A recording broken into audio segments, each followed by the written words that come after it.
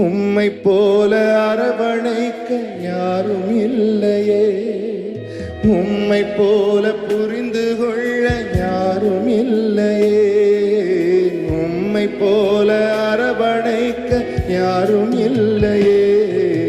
நீர் போதும் என் வாழ்விலே ஏசையா, நீர் போதும் என் வாழ்விலே, நீர் போதும் என் வாழ்விலே ஏசையா.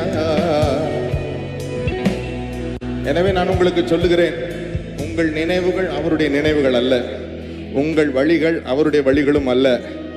உங்கள் நினைவுகளையும் வழிகளையும் விட பூமிக்கு வானம் எவ்வளவு உயரமா இருக்கிறதோ அவ்வளவு உயரமான நினைவுகளையும் வழிகளையும் கர்த்தர் வைத்திருக்கிறார்.